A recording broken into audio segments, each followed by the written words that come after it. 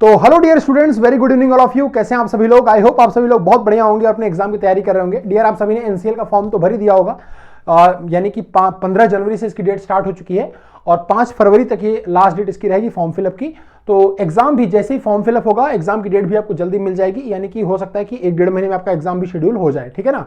तो तैयारी बेटा थोड़ा सा जल्दी जल्दी करना स्टार्ट कर दीजिए, क्योंकि बहुत सारे एग्जाम है, एसएससी जेईई भी है और एनसीएल भी है, टाटा स्टील जेईटी भी है। बहुत सारा आपका एग्जाम यहाँ पर लाइन बाय लाइन यानी कि 1 बाय 1 यहाँ पर आ चुका है। तो सभी को बड़ा गुड इवनिंग। जल्दी जल्दी सब लोग सेशन में जुड़ जाएंगे और आज की क्लास करेंगे शुरुआत। ठीक है ना? तो इसमें बेटा कुछ क्वेश्चन जो है वो एनसीएल के 2020 वाले हैं कुछ क्वेश्चन, और कुछ क्वेश्चन ऐसे हैं जो एग्जाम में आ सकते हैं उन्हीं से रिलेटेड टॉपिक से। तो सभी का सेशन में वेलकम है। सब लोग जल्दी जल्दी क्लास में जुड़ जाएं ताकि क्लास की हम शुरुआत बेटा टाइम पर कर पाएं। ठीक है ना? So everyone good evening, welcome to the session, welcome to the session. सभी का बेटा सेशन में वेलकम है। सब लोग फटाफट सेशन में जुड़ जाएं और सेशन को एक बार लाइक और शेयर जरूर कर दें ताकि क्लास की शुरुआत कर पाएं। तो चलो भाई, कोल इंडिया लिमिटेड के लिए यानी कि एनसीएल नॉर्दर्न कोलफील्ड लिमिटेड के लिए जो रिक्रूटमेंट है 2024, उसके लिए करते हैं मैकेनिकल के एग्जाम ओरिएंटेड क्वेश्चन। इसमें से कुछ क्वेश्चन पीवाईक्यूज हैं, यानी कि 2020 का जो पेपर हुआ था, जो मैंने लास्ट टाइम कराया था, उसके जो भी क्वेश्चन बचे हैं कुछ यहाँ पर मैं कवर करने वाला हूँ। ठीक है बेटा? तो चलो शुरू करते हैं। और बेटा मैं आपको एक इन्फॉर्मेशन यहाँ पर देने वाला हूँ कि यहाँ पर एनसीएल का असिस्टेंट फोरमैन की अगर आप तैयारी कर रहे हैं, अगर आप चाहते हैं एनसीएल के फोरमैन असिस्टेंट की तैयारी करना डिटेल में, तो हमारा एक लाइव बैच स्टार्ट हो रहा है। वो है 29 जनवरी से। कब से स्टार्ट हो रहा है बेटा? 29 जनवरी, 29 जनवरी से हमारा एक लाइव बैच स्टार्ट हो रहा है, जिसमें आपको पूरा गाइडेंस मिलेगा, सारे सब्जेक्ट आपको कवर्ड मिलेंगे और जो क्वेश्चन मिलेंगे वो वही क्वेश्चन मिलेंगे जो एग्जाम बेस्ड हैं, यानी कि जो आपका टॉपिक है, एग्जाम का टॉपिक है, उसी के बेस पर आपको क्वेश्चन यहाँ पर मिल जाएंगे। ठीक है? तो ये इस कोर्स से अगर आपको जुड़ना है बेटा, तो आपको बस एक कोड लगाना पड़ेगा आर मिश्रा, और जल्दी जल्दी यहाँ पर आ जाइए। और इसको अगर आप चाहते हैं, क्योंकि अभी एग्जाम के लिए समय है, तो आप जल्दी जल्दी इसमें तैयारी अपनी शुरू कर सकते हैं। ठीक है ना? तो इससे आप जुड़ के अपनी तैयारी को शुरू कर सकते हैं। ये कोड आपको लगाना है और ये आपको बहुत ही डिस्काउंट प्राइस पर मिल जाएगा। चलिए शुरू करते हैं बेटा। और मेरा टेलीग्राम चैनल सभी लोग जरूर फॉलो कर लेंगे, Rahul Mishra sir text book और टेक्स्ट बुक इंजीनियरिंग, जहां पर आपको क्लास की पीडीएफ वगैरह सब मिल जाती है। ठीक है? तो चलिए शुरू करते हैं। पहला क्वेश्चन आपकी स्क्रीन के ऊपर ये रहा। सभी को गुड इवनिंग बेटा, सभी को good evening, welcome to session. पहला क्वेश्चन बेटा आपकी स्क्रीन के ऊपर ये रहा। ये क्वेश्चन जो है वो 2020 में ही आया था, एनसीएल फोरमैन में ही आया था ये क्वेश्चन 2020 में। ठीक है ना? आप इस क्वेश्चन को पढ़िए और ध्यान से इसका आंसर करिए। एनसीएल 2020 में ही क्वेश्चन आया था फोरमैन के एग्जाम में, तो ये क्वेश्चन वहीं का है। चलिए इसका आंसर करिए। एक steam consumption in a turbine running at 400 RPM, एक टरबाइन जो कि 400 आरपीएम पर चल रही है, उसमें जो स्टीम का कंजम्पशन है वो 5 किलोग्राम पर सेकंड है। जो पावर डेवलप कर रही है टरबाइन वो है 4.4 किलोवाट, और जो मीन डायमीटर है वो है 96 centimetre. What is the peripheral velocity of the blade? Blade की जो पेरिफेरल वेलोसिटी है वो क्या होगी? बताइए बेटा। सभी लोग फटाफट आंसर करेंगे।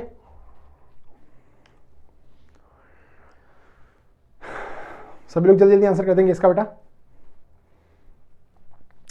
स्टीम का कंजम्पशन आपको दिया है, टरबाइन 400 आरपीएम पर चल रही है, 5 केजी पर सेकंड स्टीम का कंजम्पशन है, टरबाइन पावर डेवलप कर रही है 4.4 किलोवाट।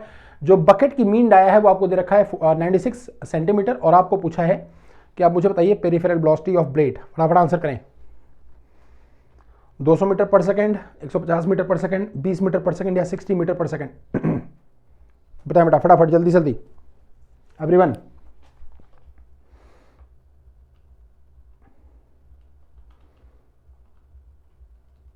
Answer fast.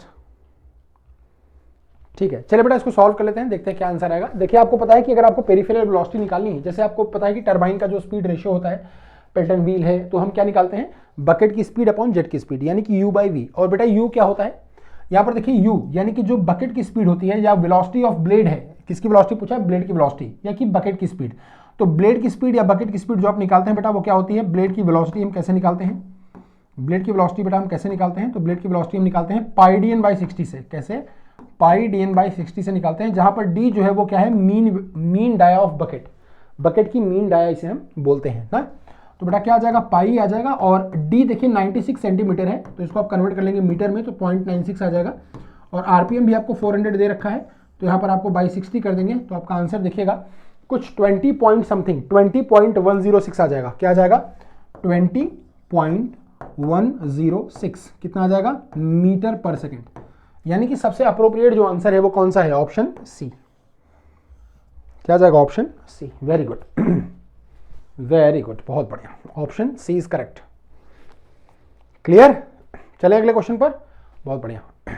एक बियरिंग, अब देखिए बेटा ये क्वेश्चन बहुत इंपॉर्टेंट है, जब भी आप एनसीएल को पढ़ेंगे तो थोड़ा सा बियरिंग वगैरह का भी डेजिग्नेशन देख लीजिएगा। थोड़ा सा मैं आपको बता देता हूं, यहां पर बियरिंग को डेजिग्नेट किया गया है एक नंबर 410 से। इसका मतलब क्या है, एक बियरिंग है जिसको ये भी एनसीएल का ही क्वेश्चन है, ये भी बेटा क्वेश्चन जो है वो एनसीएल का ही है, एनसीएल 2020 का ही क्वेश्चन है, ठीक है ना। एक बियरिंग को बेटा डेजिग्नेट किया गया है 410 नंबर से। इसका मतलब क्या है, देखिए जब हम बियरिंग को डेजिग्नेट करते हैं तो नॉर्मली बियरिंग को हम 3 डिजिट से डेजिग्नेट करते हैं, है ना। जो शुरू की डिजिट होती है वो ये दिखाती है कि बियरिंग कैसी है, लाइट सीरीज की है कि हेवी सीरीज की है कि वेरी लाइट सीरीज की है या कैसी सीरीज की है ना। तो ये शुरू का नंबर आपको ये दिखाता है। अभी आपको दिखाता हूं कैसे डेजिग्नेट करते हैं। इसके बाद जो लास्ट के 2 नंबर होते हैं, अगर हम इनमें 5 से मल्टीप्लाई कर दें तो हमको इसका बोर डाया मिल जाता है। बियरिंग का जो शुरू का नंबर है, जैसे 4 है, 1 है, 2 है, 3 है, तो शुरू का जो नंबर ये दिखाता है बियरिंग का कि बियरिंग किस सीरीज की है, लाइट है, हेवी है, मीडियम है या बहुत अल्ट्रा लाइट यानी कि वेरी लाइट है ना। और उसके बाद जो लास्ट के 2 डिजिट हैं, जैसे 10 है या 405 लिखा होता तो 05 हो जाता।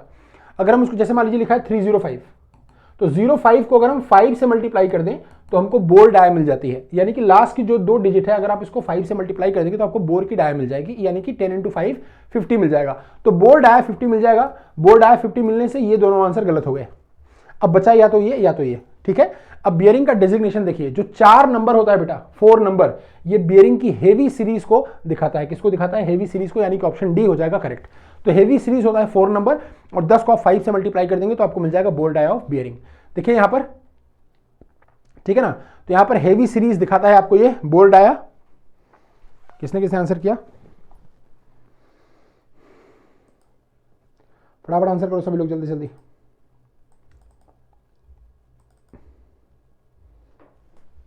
ठीक है।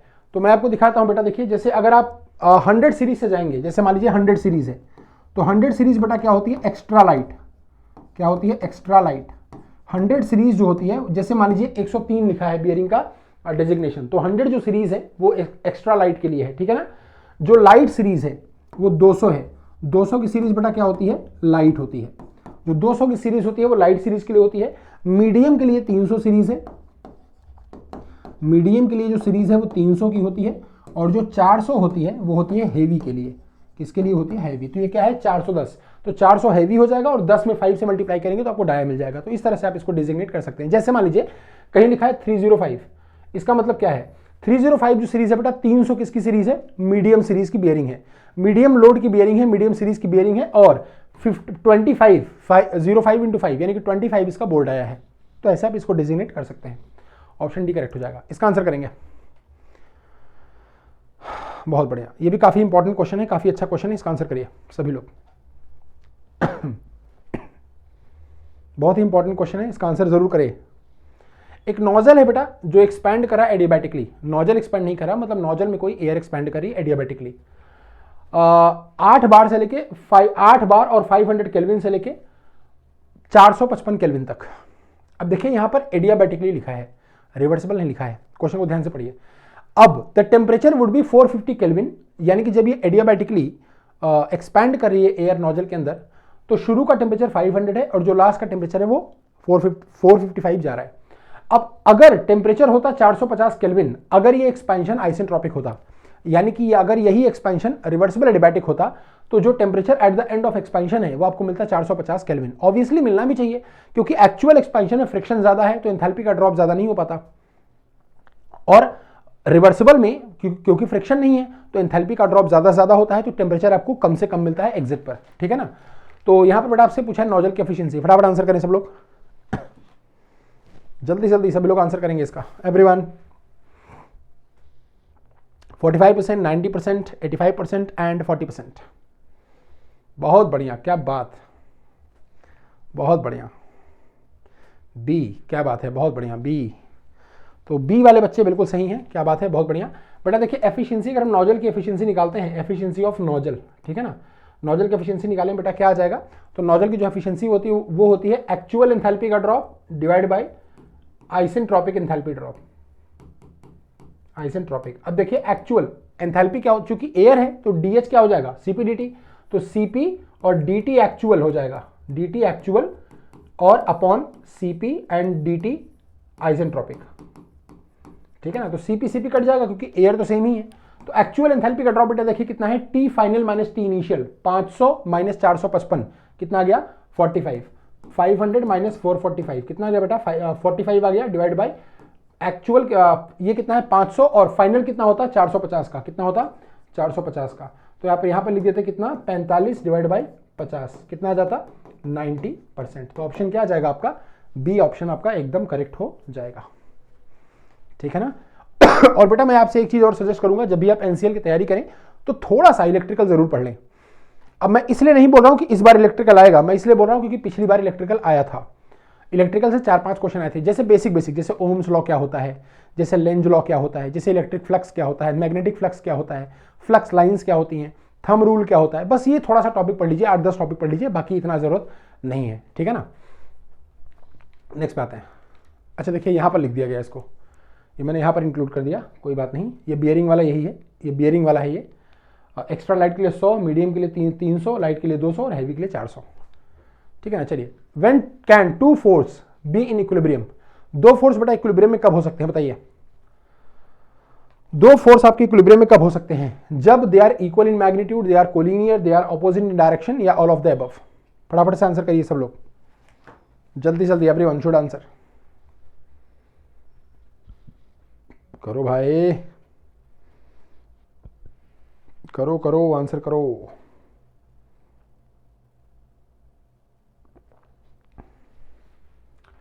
बहुत बढ़िया, क्या बात है, all of the above mentioned, यानी कि ऑप्शन डी एकदम करेक्ट हो जाएगा। देखिए बेटा दो फोर्स इक्विलिब्रियम में कब हो गए, जैसे मान लीजिए एक बॉडी यहां पर लगी है, ठीक है ना। अब आपने एक फोर्स इधर लगाया F1, मान लीजिए 50 न्यूटन का फोर्स है। कितने का फोर्स है 50 न्यूटन का। अब अगर मैं दूसरा फोर्स यहां से लगा दूं 50 न्यूटन का F2 50 न्यूटन, तो क्या बॉडी इक्विलिब्रियम में आएगी, नहीं आएगी। क्या बॉडी इक्विलिब्रियम में आएगी, नहीं, क्योंकि बॉडी का रिजल्टेंट कहीं यहां आएगा। तो बॉडी यानी कि बॉडी ऐसे शिफ्ट होना शुरू हो जाएगी इस तरफ, तो बॉडी इक्विलिब्रियम में नहीं आएगी। अब मैं क्या करूं, बॉडी पे मैं कोलिनियर फोर्स लगाता हूं, यानी कि F1 इधर और F2 इधर। लेकिन अगर F2 में लगा देता हूं 40 न्यूटन का, तो क्या बॉडी इक्विलिब्रियम में आएगी, बिल्कुल नहीं आएगी, क्योंकि जिधर फोर्स ज्यादा है उधर बॉडी शिफ्ट होना शुरू हो जाएगी। तो बॉडी पर अगर आपको बॉडी को इक्विलिब्रियम करना है तो आप जितना फोर्स ये लगाएं उतना ही फोर्स ये भी लगाएं। तो 50 न्यूटन का ये भी, 50 न्यूटन का ये भी, और एक ही पॉइंट से, यानी कि कोलिनियर होनी चाहिए, एक ही लाइन में आपके होनी चाहिए। तो फोर्स इक्वल इन मैग्नीट्यूड होंगे, कोलिनियर होंगे और ऑपोजिट डायरेक्शन में होंगे, तब बॉडी जाकर आपका इक्विलिब्रियम में आएगी, यानी कि ऑप्शन डी आपका एब्सोल्युटली करेक्ट हो जाएगा, ठीक है। क्या बात है, बहुत बढ़िया, ऑप्शन डी करेक्ट हो जाएगा। चलिए इसका आंसर करते हैं। एनसीएल की तैयारी बेटा अगर आप कर रहे हैं, मैं आपसे फिर से बता रहा हूं, अभी हमारा लाइव बैच आ रहा है 29 जनवरी से, आप उसको अटेंड कर सकते हैं, और मतलब पेड क्लास में आ रहा है। और आप जब भी एनसीएल की तैयारी करें अपने आप खुद से, तो पहले एनसीएल का सिलेबस आप डाउनलोड कर लें, उसका स्क्रीनशॉट लेके पहले अपने कॉपी पर लगा दें जिसमें भी तैयारी कर रहे हैं, और उस सारे टॉपिक को टिक कर लें जहां से क्वेश्चन पढ़ने हैं, और एक एक टॉपिक को इंडिविजुअली कवर करते जाएं, तो आपकी तैयारी बहुत अच्छी हो जाएगी। थोड़ा बहुत पढ़ते जाएं, बाकी क्वेश्चन लगाते जाएं। एक साइक्लिक हीट इंजन है जो कि ऑपरेट कर रहा है बेटा सोर्स टेम्परेचर 800 डिग्री सेल्सियस पर और सिंक टेम्परेचर 30 डिग्री सेल्सियस पर। Least rate of heat rejection per kilowatt net output of the engine. अच्छा, ऐसे क्वेश्चन होते हैं बड़े इंपॉर्टेंट, इसका आंसर करिए। Least rate of heat rejection per kilowatt net output of the engine, answer करिए fast. Option A 0.2 है, option B 0.4, 0.6, 0.8, बताइए।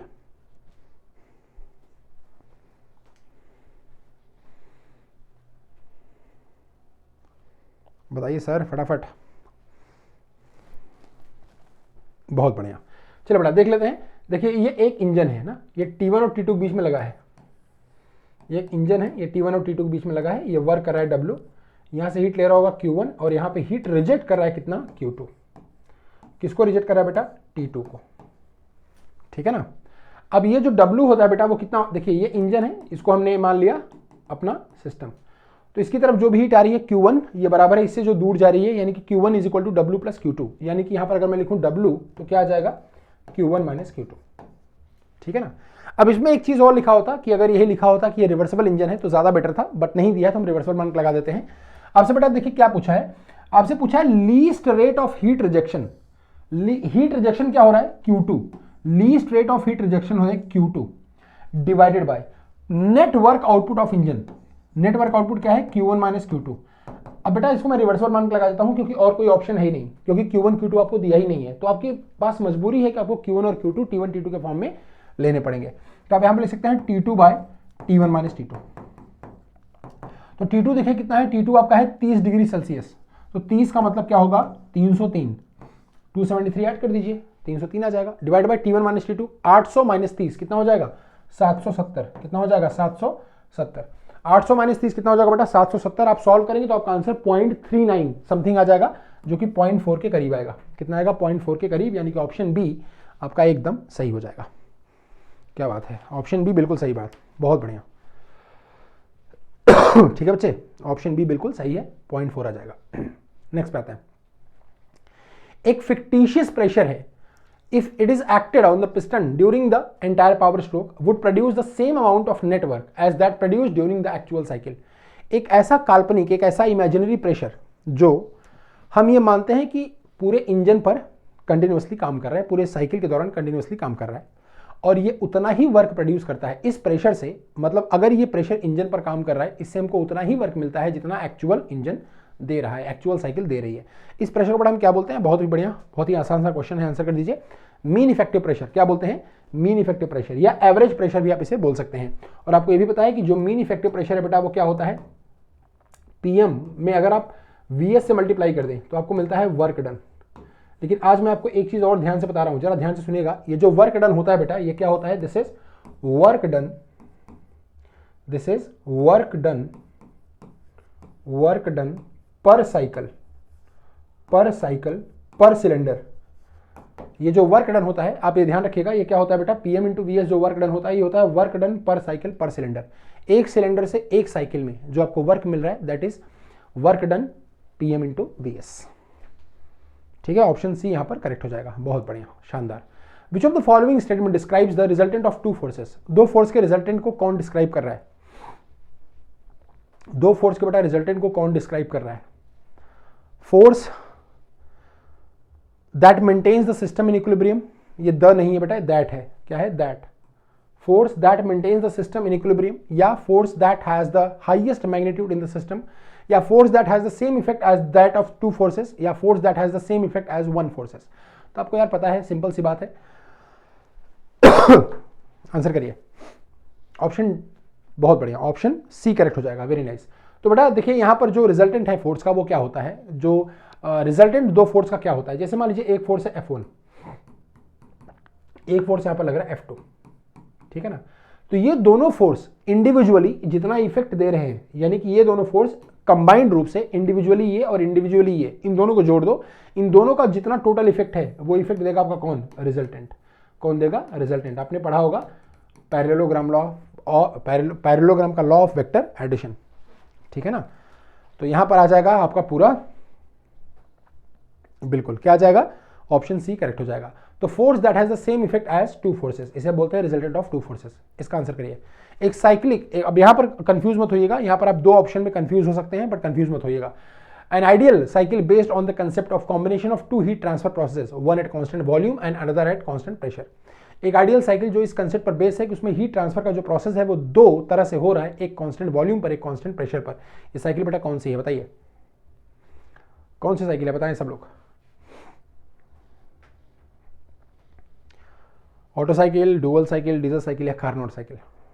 अच्छा, जब भी आप ऐसे क्वेश्चन सॉल्व करें बेटा तो एक बात हमेशा ध्यान रख लें, जैसे आप ऑटो साइकिल देखें, अब जो नए बच्चे हैं उनके लिए मैं बता रहा हूं, जो ऑटो साइकिल अगर आप देखें तो आप इसमें तुरंत लिख दें, इसमें दो कांस्टेंट वॉल्यूम होते हैं। कितने, दो कांस्टेंट वॉल्यूम प्रोसेस होते हैं और दो आइसेंट्रोपिक होते हैं। दो क्या होते हैं, आइसेंट्रोपिक, दो कांस्टेंट वॉल्यूम, दो आइसेंट्रोपिक। किसमें, ऑटो साइकिल में। डुअल साइकिल में आप क्या लिखेंगे, एक कांस्टेंट प्रेशर होता है, एक कांस्टेंट प्रेशर होता है, ठीक है ना, और दो कांस्टेंट वॉल्यूम होते हैं, दो कांस्टेंट वॉल्यूम होते हैं और दो आइसेंट्रोपिक होते हैं। क्या होते हैं बेटा, दो आइसेंट्रोपिक होते हैं।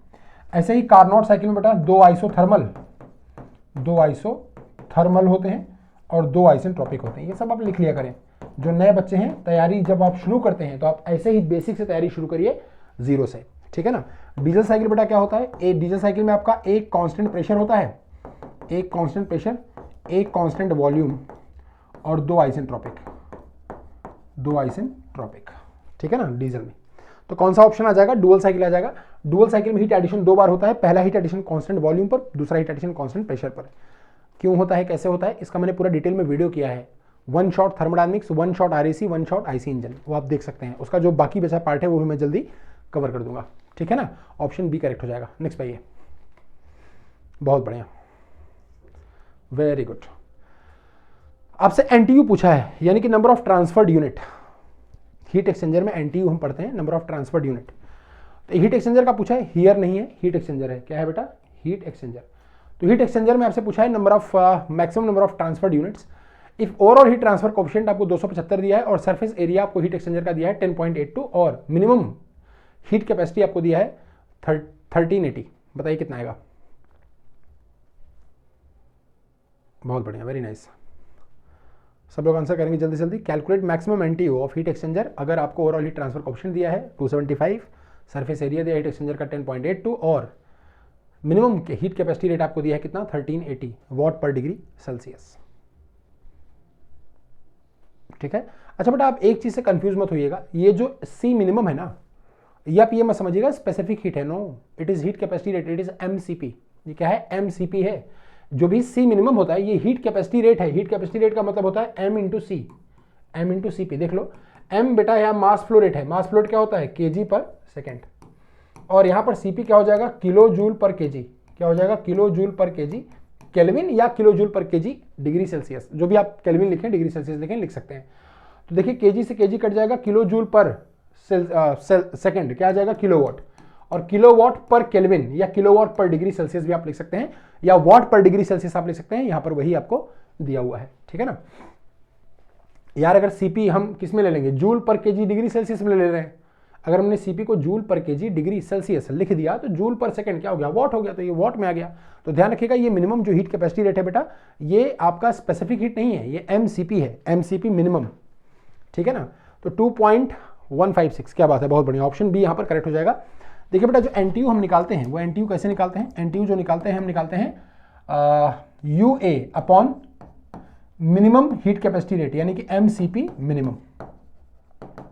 अब यहां पे एमसीपी की जगह आपको टोटल वैल्यू ही दे दिया 1380, यूनिट चेक कर लो, ठीक है ना। तो यू की वैल्यू बेटा कितना दिया है? 10.82 और अच्छा, यू की वैल्यू आपको दिया है 275 आपको यू की वैल्यू दिया है और एरिया आपको 10.82 दिया है और ये दिया है 1380। सॉल्व करने से कितना आ रहा है?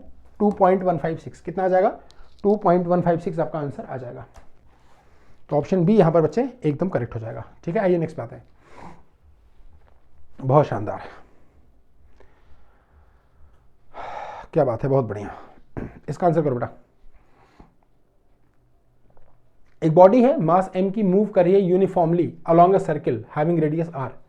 The centripetal force on the body is, बताएं बॉडी पर सेंट्रीपिटल फोर्स क्या होगा? सेंट्रीपिटल का मतलब टुवर्ड्स द सेंटर, सेंट्रीफ्यूगल का मतलब अवे फ्रॉम द सेंटर, ठीक है। आंसर करें।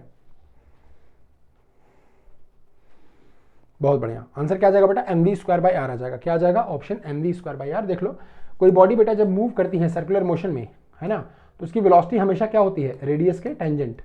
उसकी वेलोसिटी हमेशा क्या होती है? रेडियस के परपेंडिकुलर, ठीक है ना। और ये आपसे पूछा है कि ये तो v वेलोसिटी हो गया और बॉडी के ऊपर सेंट्रीफ्यूगल फोर्स बॉडी के ऊपर कितना आएगा? सेंट्रीपिटल पूछा है, यानी कि सेंट्रीपिटल हो चाहे सेंट्रीफ्यूगल हो, दोनों का मैग्नीट्यूड तो बराबर ही होता है बट डायरेक्शन अलग होता है। तो सेंट्रीफ्यूगल पूछा हो चाहे सेंट्रीपिटल पूछा हो, मैग्नीट्यूड तो सेम ही आएगा, बस डायरेक्शन यहाँ पर अलग हो जाएगा। तो क्या होगा बेटा? ये mv² आर या mr ओमेगा स्क्वायर। तो सेंट्रीफ्यूगल फोर्स क्या होता है? mr omega square. अब देखिए यहाँ पर मैंने m लिखा, r लिखा और omega. v is equal to, circular motion में क्या होता है? v is equal to r omega, यानी कि ओमेगा बराबर v बाई आर। तो ओमेगा को मैंने लिखा v बाई आर और इसका स्क्वायर, ठीक है ना। तो ऊपर हो गया हमारा m, देखिए ऊपर हमारा क्या हो गया? m हो गया, v का स्क्वायर हो गया बाई आर स्क्वायर नीचे और ऊपर r, तो कट गया, mv² बाई आर हो गया। ऑप्शन ए 1 आ गया, ऑप्शन ए करेक्ट, गुड। एक object under uniform circular motion, which of the following remains constant. अब इसका आंसर बहुत सोच समझ के करिएगा, गलत मत करिएगा प्लीज। एक ऑब्जेक्ट जो कि यूनिफॉर्म सर्कुलर मोशन में चल रहा है, इसमें कौन सी चीज कांस्टेंट होगी? क्वेश्चन को बहुत ध्यान से पढ़िएगा बच्चे, ऐसे माइन्यूट क्वेश्चन में गलतियां बहुत माइन्यूट होती हैं, ठीक है ना। तो ये वेरी वेरी इंपॉर्टेंट क्वेश्चन मैं यहाँ पे लिख दे रहा हूँ। वेरी इंपॉर्टेंट इसलिए नहीं कि टफ है, वेरी इंपॉर्टेंट इसलिए कि इसमें गलती होने के चांस ज्यादा हैं।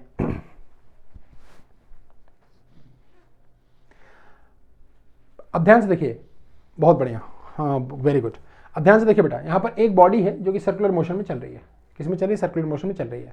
यूनिफॉर्म सर्कुलर मोशन है, यानी कि स्पीड कांस्टेंट है। सर्कुलर मोशन यूनिफॉर्म हो रही है, यानी कि जो स्पीड है वो कांस्टेंट है।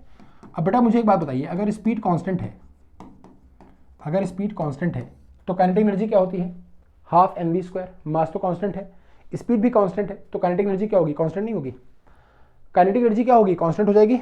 बिल्कुल सही बात है, स्पीड तो कांस्टेंट ही है। अब यहां पर एक चीज देखो, एक्सीलरेशन नहीं पूछा है, मैग्नीट्यूड पूछा है एक्सीलरेशन का। एक्सीलरेशन का मैग्नीट्यूड पूछा है, डायरेक्शन नहीं पूछा है, मैग्नीट्यूड ओनली। और एक्सीलरेशन क्या होता है? Speed upon time. स्पीड तो कांस्टेंट है भाई। कोई बॉडी यूनिफॉर्म मोशन से चल रही है तो उसका जो एक्सीलरेशन होगा वो तो कांस्टेंट ही होगा ना, मैग्नीट्यूड, डायरेक्शन नहीं। डायरेक्शन की बात ही नहीं कर रहा, सिर्फ मैग्नीट्यूड की बात कर रहा है। स्पीड कांस्टेंट है, टाइम कांस्टेंट है ना? स्पीड कांस्टेंट है और rate of change of speed with respect to time क्या होता है? एक्सीलरेशन। तो एक्सीलरेशन बॉडी का क्या है? कांस्टेंट है। मैग्नीट्यूड ऑफ एक्सीलरेशन बॉडी क्या है? नियत है ना, कांस्टेंट है। ठीक है ना? वो डायरेक्शन की बात कर ही नहीं रहा, डायरेक्शन की बात नहीं कर रहा। यूनिफॉर्म सर्कुलर मोशन है, वेलोसिटी चेंज ही नहीं हो रही है, यानी कि डायरेक्शन चेंज, वेलोसिटी का मैग्नीट्यूड यानी कि स्पीड चेंज नहीं हो रही। जब स्पीड चेंज नहीं हो रही तो हर जगह जो एक्सीलरेशन है वो सेम ही है। ठीक है ना? गुड। हाँ, अगर यहां पर एक्सीलरेशन लिखा होता तो गलत होता, क्योंकि डायरेक्शन चेंज हो रहा है, वेलोसिटी चेंज हो रही है लेकिन स्पीड नहीं चेंज हो रही है। वेलोसिटी इसलिए चेंज हो रही है क्योंकि हर जगह डायरेक्शन अलग है। यहां पर देखिए डायरेक्शन यहां रहा, यहां पर डायरेक्शन ये रहा, यहां पर डायरेक्शन ये रहा। तो अगर यूनिफॉर्म सर्कुलर मोशन है तो उसमें एक्सीलरेशन का मैग्नीट्यूड 0 है एक तरह से आप देखेंगे तो, क्योंकि बॉडी की जो स्पीड है वो कांस्टेंट है ना? Very good. तो ऑल ऑफ द अबव इसका सही आ जाएगा। रिमेंबर यहां पर सिर्फ मैग्नीट्यूड पूछा है, डायरेक्शन नहीं पूछा एक्सीलरेशन का। The load required to produce unit deflection in spring is called, बताइए। ऑल ऑफ द अबव इसका आंसर हो जाएगा। क्या हो जाएगा? All of the above. The load required to produce a unit deflection in a spring is called, बताएं। एक spring में load required for unit deflection, फटाफट आंसर करो, ये इतना भी सोचने वाला क्वेश्चन नहीं है। एक स्प्रिंग है बेटा, आप इसमें कोई लोड लगा रहे हैं, एफ फोर्स नीचे लगा रहे हैं, जिसकी वजह से ये मान लीजिए डेल्टा डिफ्लेक्ट हो रही है। तो force required for unit deflection, इसे क्या बोलते हैं? स्टिफनेस। क्या बोलते हैं? स्प्रिंग की स्टिफनेस। क्या बोलते हैं? स्प्रिंग की स्टिफनेस। ठीक है ना? और आपको पता होगा अगर कॉइल्ड स्प्रिंग है तो स्टिफनेस का फॉर्मूला आपको पता ही होगा, G स्मॉल d की power 4 divide by 8d³ n, है ना? स्टिफनेस का फॉर्मूला क्या होता है? G d की power 4 divide by 8d³ n, अगर ये हेलिकल स्प्रिंग है, कॉइल्ड स्प्रिंग है। ठीक है ना? तो यहां पर ऑप्शन क्या आ जाएगा? स्प्रिंग की स्टिफनेस, ऑप्शन सी करेक्ट हो जाएगा। गुड। लोड फैक्टर क्या होता है? इसका आंसर करें। What is load factor? Load factor बच्चे क्या होता है?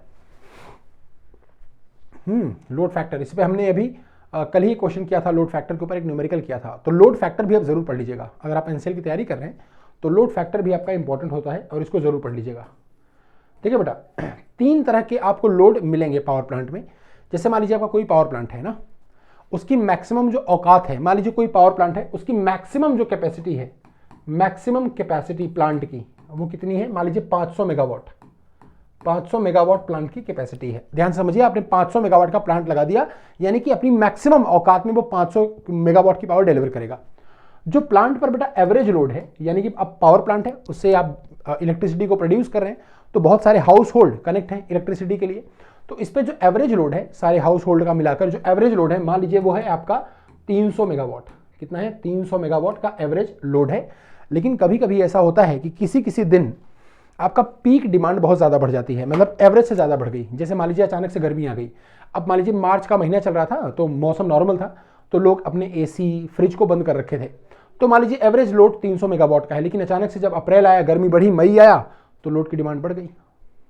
किसी दिन हो सकता है बहुत ज़्यादा गर्मी हो जाए, जिस दिन बहुत ज़्यादा गर्मी होगी उस दिन बहुत एसीज, बहुत फ्रिज, रेफ्रिजरेटर, मतलब सब ऑन रहेंगे, है ना? तो उस दिन अचानक से लोड पीक पे पहुंच जाएगा, बहुत ज्यादा पीक लोड हो जाएगा। मान लीजिए किसी पर्टिकुलर दिन जो मैक्सिमम डिमांड है, पीक डिमांड है, पीक लोड है या मैक्सिमम डिमांड है, मैक्सिमम डिमांड, मैक्सिमम कैपेसिटी नहीं, मैक्सिमम डिमांड, वो मान लीजिए 400 मेगावाट का है। 400 मेगावाट का पीक डिमांड है यहां पर। ऑब्वियसली जो पीक होगा वो मैक्सिमम से कम और एवरेज से ज्यादा होगा। तो यहां पर लोड का फैक्टर बेटा क्या होता है? What is load factor of plant? ये होता है एवरेज लोड, यानी कि जितना हमेशा चल रहा है, average load divided by maximum demand, average load divide by maximum demand, ठीक है ना। तो ये आपका आ जाएगा एवरेज लोड कितना है।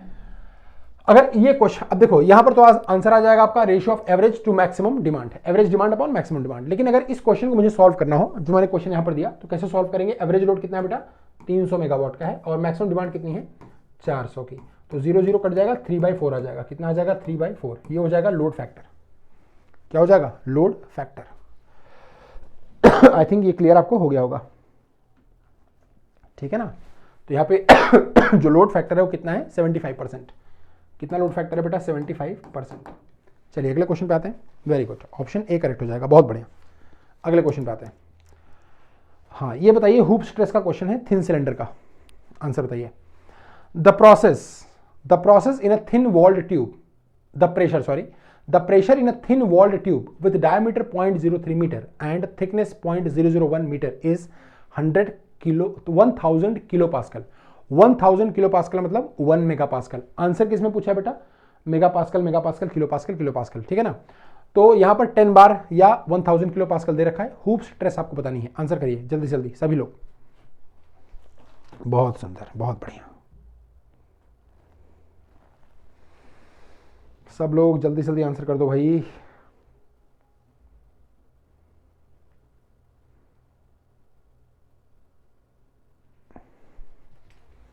Very nice, B. अच्छा, ए और बी में कंफ्यूजन आपको हो सकता है, तो थोड़ा सा देख लीजिएगा, गलती मत करिए, ठीक है बेटा। एग्जाम में ऐसा नहीं कि आपको बहुत बेहतर परफॉर्म करना है, एग्जाम में आपको सिर्फ अपनी मिस्टेक्स को कम करना है, गलतियों को कम करना है, बाकी आप अच्छा परफॉर्म खुद ही कर लेंगे। देखिए बेटा, जो हुप स्ट्रेस होती है इसे हम सर्कमफरेंशियल भी बोलते हैं। ये होती है PD/2T। क्या होती है, PD/2T। अब जरा देखिए, P को मैं रख रहा हूं मेगापास्कल में, P को मैं किस में रख रहा हूं, मेगापास्कल में। सो 1000 किलोपास्कल मतलब 1 मेगापास्कल, 1 मेगापास्कल आ गया। अब D किस में आ गया, मीटर में है। P × D 0.3 है, ठीक है ना, डिवाइड बाय 2 टाइम्स थिकनेस कितनी है बेटा, देखिए 0.001। कितना है, 0.001, 0.001। तो 0.001 से मैं 1 को कैंसिल कर दूं, ऊपर कितना आ जाएगा, 1000 आ जाएगा, 1000 आ जाएगा, ठीक है ना। 0.001 से अगर मैं 1 को कैंसिल कर दूं, 0.001 मीटर से अगर मैं 1 को कैंसिल कर दूं, कितना आ जाएगा, 1000 आ जाएगा। बहुत बढ़िया, 1000 ऊपर आ जाएगा। 1000 में 0.3 से मल्टीप्लाई कर दूं, कितना आ जाएगा, 300 आ जाएगा। 300/2 कितना आ जाएगा, 150। लेकिन ये मेगापास्कल आएगा, क्यों, क्योंकि डाया भी मीटर में है और थिकनेस भी मीटर में है, तो मीटर मीटर कट जाएगा, जो प्रेशर की यूनिट रहेगी वही आंसर में आएगा, यानी कि मेगापास्कल आ जाएगा। सो 150 मेगापास्कल आपका आंसर आएगा। गलती सर मत करिएगा, नहीं तो फिर बहुत ज्यादा गलत हो जाएगा, ठीक है ब्रो, बहुत बढ़िया। चलिए अगले क्वेश्चन पे आते हैं। क्या बात है, बी ऑप्शन बिल्कुल करेक्ट है। Anti knocking tendency. अब इस क्वेश्चन को पहले समझिए, just think about the question, first think then answer, first think then answer. The anti knock tendency in spark ignition engine can be reduced by. Anti knock tendency, answer करिए fast, जल्दी जल्दी। Retarding the spark, increasing the engine speed, both, या none of the above. Question को अगर आप ध्यान से समझ लिए तो समझ लिया, आपने आंसर कर लिया। पहले क्वेश्चन को ध्यान से समझिए। Anti knock tendency in spark ignition engine is reduced by. अब एंटी नॉक टेंडेंसी रिड्यूस हो रही है, यानी कि नॉक टेंडेंसी इंक्रीज हो रही है। एंटी नॉक रिड्यूस मतलब नॉक इंक्रीज। तो पेट्रोल इंजन में नॉक कैसे बढ़ता है, रिटार्डिंग द स्पार्क से नॉक बढ़ता नहीं है, नॉक घटता है। रिटार्डिंग द स्पार्क से नॉक नहीं बढ़ता, नॉकिंग घटती है। Advancing increasing the engine speed, engine की स्पीड को बढ़ाने से नॉकिंग घटती है। आपसे नॉकिंग के बारे में नहीं पूछा है, एंटी नॉक घटाना है। एंटी नॉक घटेगा यानी कि नॉक बढ़ेगा। तो नॉक यानी कि आप उल्टा समझिए क्वेश्चन कि किससे नॉकिंग बढ़ सकती है। नॉकिंग रिटार्डिंग द स्पार्क से नहीं बढ़ेगी, इंक्रीजिंग द इंजन स्पीड से भी नॉकिंग बढ़ेगी नहीं, घटेगी। तो बोथ ऑफ द अबव नहीं होंगे, क्या होंगे, नन ऑफ द अबव। क्या होंगे, नन ऑफ द अबव। यानी कि अगर आप रिटार्डिंग द स्पार्क करेंगे तो आपकी नॉक टेंडेंसी रिड्यूस होगी। यहां पे एंटी नॉक रिड्यूस करना है। अगर आप इंजन की स्पीड को बढ़ाएंगे तो आपकी नॉक टेंडेंसी रिड्यूस होगी, यहां पर एंटी नॉक को रिड्यूस करना है। तो नन ऑफ द अबव इसका आंसर आ जाएगा, ठीक है ना, बहुत बढ़िया। वेरी गुड, आंसर डी, बहुत बढ़िया, वेरी नाइस। चलो बेटा इसका आंसर करिए सभी लोग। The ratio of modulus of rigidity to Young's modulus for a Poisson, चलिए थोड़ा सा रैपिड फायर में कर लेते हैं, ठीक है ना। The ratio of modulus of rigidity to Young's modulus for a Poisson ratio 0.25। अब देखिए बेटा यहाँ पर मॉडुलस ऑफ रिजिडिटी यानी कि जी और यंग्स मॉडुलस यानी कि ई, इन दोनों का रेशियो पूछा है G by E. Read the question carefully, it is not E by G, it is G by E, जब पॉइजन रेशियो 0.25 है। आंसर करिए, 2/3, 2/5, 3/5 या 1.0, बताइए।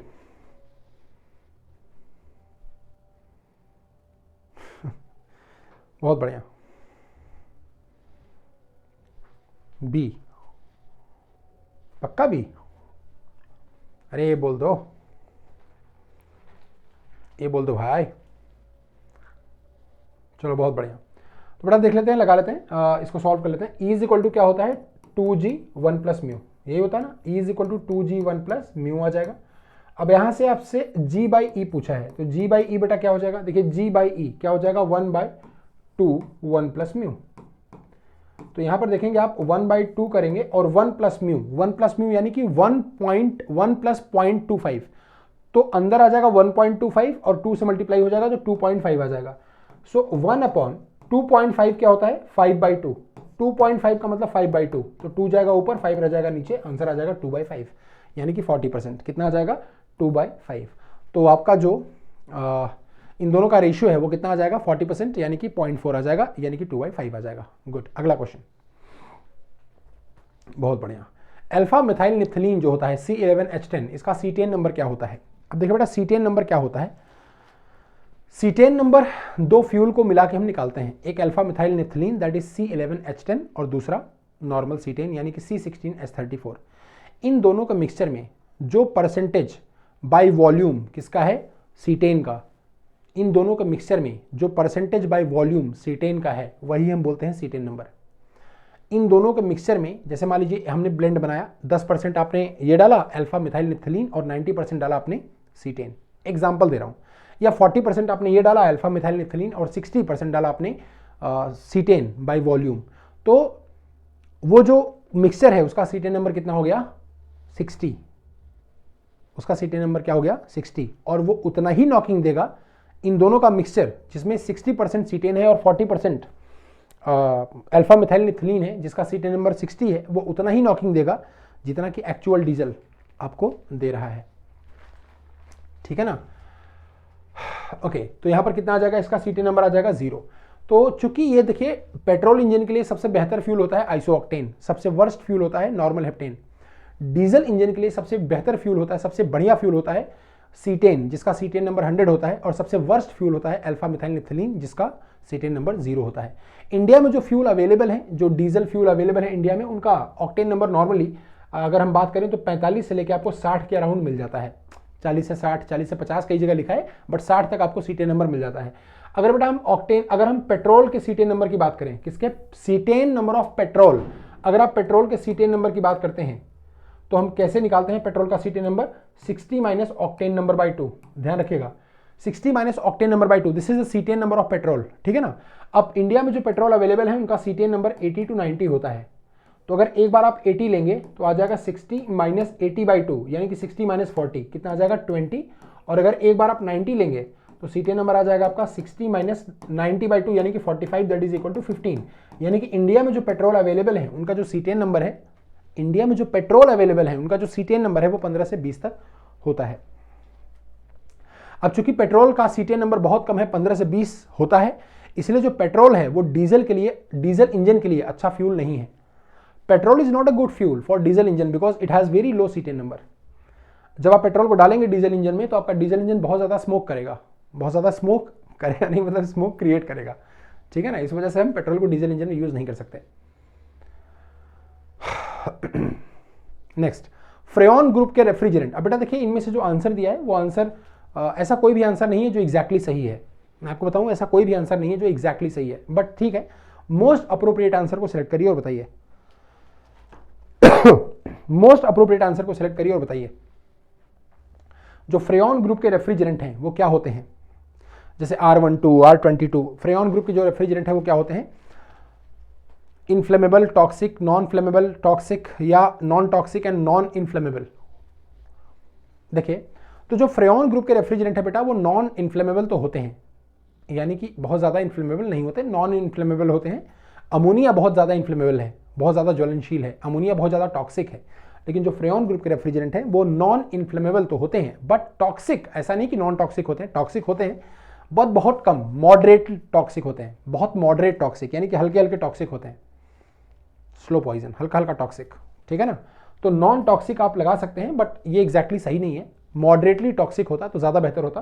तो non toxic and non inflammable आप इसको लिख सकते हैं, ऑप्शन डी करेक्ट हो जाएगा। नेक्स्ट क्वेश्चन पे आते हैं। अमोनिया का बेटा बॉइलिंग पॉइंट क्या है? तो अच्छा, बॉइलिंग पॉइंट और फ्रीजिंग पॉइंट भी मैंने आपको आरएसी का वन शॉट में बताया है, जो आरएसी का मेरा वन शॉट का वीडियो है उसमें मैंने बहुत सारे रेफ्रिजरेंट के बॉइलिंग और फ्रीजिंग पॉइंट नोट किए हैं, तो आप उस आरएसी के वन शॉट वीडियो को जरूर देखिएगा। आरएसी आईसी इंजन और थर्मो तीनों का है, एक ही वीडियो में आपको बहुत ऑलमोस्ट सारा मतलब 80-90% सिलेबस कवर्ड मिल जाएगा एज पर एसएससी जेई या फिर जो भी ये जेई लेवल के एग्जाम है उनके लिए। बहुत बढ़िया। तो अमोनिया का बेटा बॉइलिंग पॉइंट क्या होता है? वेरी नाइस, -33.34, यानी कि -33.3334 आप कुछ भी ले सकते हैं।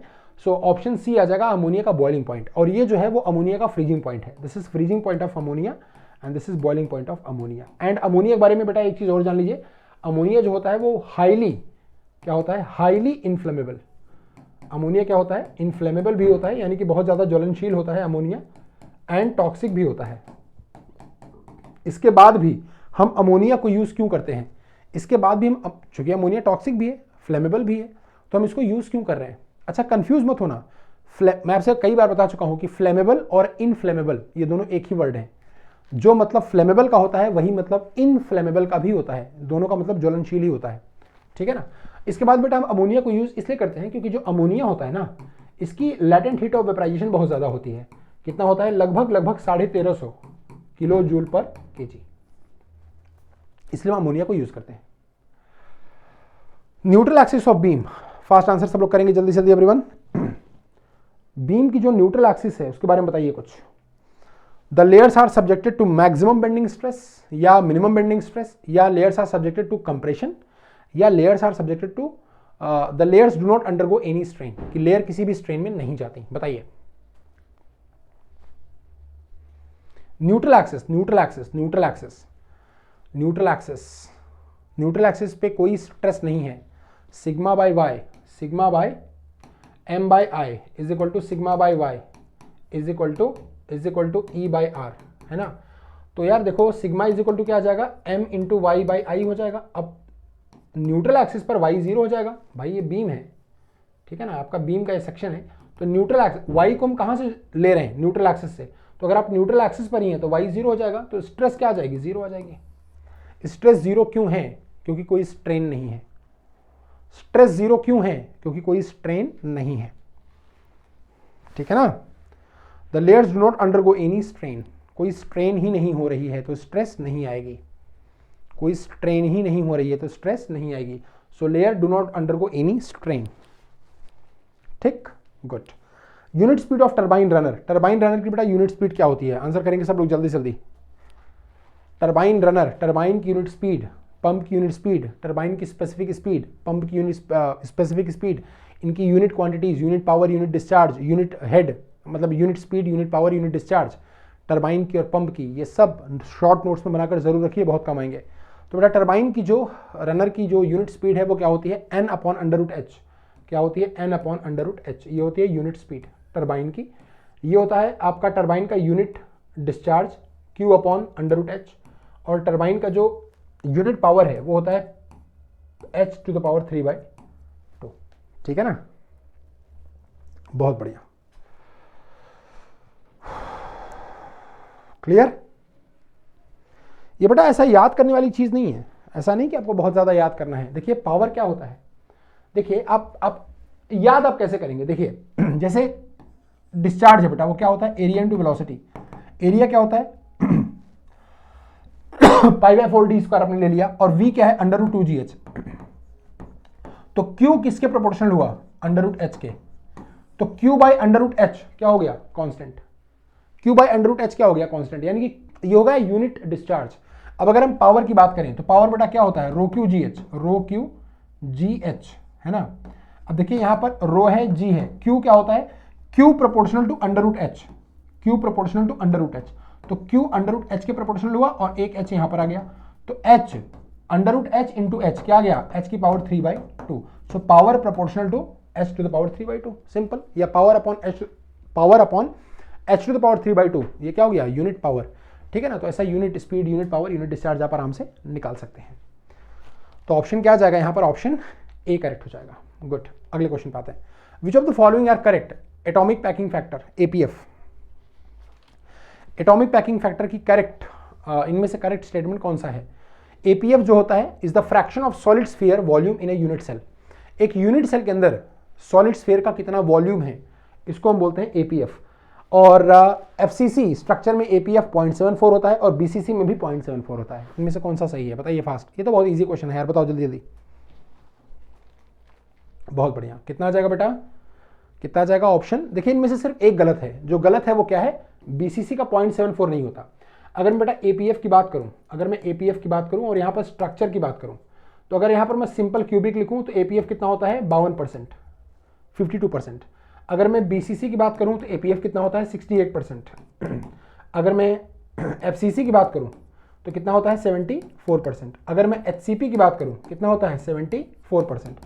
अगर मैं डायमंड क्यूबिक की बात करूं तो कितना होता है 32%, यानी कि 0.32। अब एक चीज आप समझिए, एटॉमिक पैकिंग फैक्टर जितना ज्यादा होता है, एटॉमिक पैकिंग फैक्टर जितना ज्यादा है, इसका मतलब जो सॉलिड है उसका उतना ज्यादा वॉल्यूम यूनिट सेल के अंदर है। एटॉमिक पैकिंग फैक्टर जितना ज्यादा है, इसका मतलब सॉलिड का उतना ज्यादा वॉल्यूम यूनिट सेल के अंदर है, यानी कि स्ट्रक्चर उतना ज्यादा हार्ड होता जाएगा, वो यूनिट सेल उतना ज्यादा पैक होता जाएगा। अब आप यहां पर बोल सकते हैं कि सर इसका मतलब डायमंड के लिए 0.32 क्यों है, क्योंकि डायमंड तो बहुत हार्ड है। बेटा ये डायमंड नहीं है, ये डायमंड क्यूबिक सेल है, diamond cubic, diamond cubic, diamond cubic structure है, यानी कि डायमंड के तरह किसी क्यूब का स्ट्रक्चर हो तो, ठीक है। गुड, तो यहां पर ऑप्शन देखिए, यहां पर सी जो है वो गलत है, बाकी ए और बी सही है। Very good. Which of the following machine tools employ single point cutting tool, इनमें से बेटा कौन से machine tool single point cutting tool को एम्प्लॉय करते हैं, फटाफट से आंसर दिए जल्दी जल्दी। इनमें से कौन से cutting tool, machine tool single point cutting tool को यूज करते हैं। देखिए ड्रिलिंग जो है वो लाइक एक तरह से मल्टी कटिंग टूल है, जिसमें आप यह बोल सकते हैं डबल कटिंग, डबल एज का कटिंग टूल है ना। उसके बाद मिलिंग कटर जो है वो मल्टी कटिंग पॉइंट टूल है, जिसमें बहुत सारे कटर्स लगे होते हैं। रीमर जो है वो भी एक तरह से ड्रिलिंग का ही एग्जांपल है, रीमिंग भी ड्रिलिंग की जस्ट बात करते हैं, जस्ट काइंड ऑफ ड्रिलिंग, तो ये भी मल्टी पॉइंट ही है। स्लॉटर जो है, स्लॉटर है आपका, है ना, ये सब आपके क्या है सिंगल पॉइंट कटिंग टूल, क्या है स्लॉटर है, पार्टिंग टूल है, सब क्या है सिंगल पॉइंट कटिंग टूल है। तो ऑप्शन आ जाएगा आपका डी आ जाएगा, ठीक है ना, वेरी गुड, ऑप्शन डी वाले बहुत बढ़िया। विच of the following is not an inversion of double slider crank chain, इनमें से बेटा डबल स्लाइडर क्रैंक चेन का इन्वर्जन कौन सा नहीं है। चलिए चलिए फास्ट आंसर करिए जल्दी जल्दी, क्लास को माइंड करने वाला हूं अब, ठीक है ना, फटाफट आंसर करिए। इनमें से बेटा कौन सा डबल स्लाइडर का इन्वर्जन नहीं है। तो डबल स्लाइडर के 3 इन्वर्जन होते हैं, इलेक्ट्रिकल ट्रैमल, स्कॉच-यॉक मैकेनिज्म और ओल्डहैम कपलिंग। ओल्डहैम कपलिंग किसके लिए यूज करते हैं, जिन शाफ्ट के बीच में लैटरल मिस अलाइनमेंट होता है। अगर शाफ्ट के बीच में एंगुलर मिस अलाइनमेंट है तो हम हुक्स का ज्वाइंट या यूनिवर्सल ज्वाइंट यूज करते हैं। तो 3 इन्वर्जन होते हैं, electrical ट्रैमल, scotch-York mechanism. Scotch-York mechanism sine function generate करने के लिए यूज किया जाता है या हेक्सॉ में यूज किया जाता है। इलेक्ट्रिकल ट्रैमल एलिप्स बनाने के लिए यूज किया जाता है। तो बाकी जो Whitworth quick return motion mechanism है, ये सिंगल स्लाइडर क्रैंक मैकेनिज्म का इन्वर्जन है, जिसमें क्रैंक फिक्स होता है। क्या फिक्स होता है, क्रैंक फिक्स होता है, क्रैंक फिक्स होता है और आपको रोटेशन से रोटेशन मिलती है।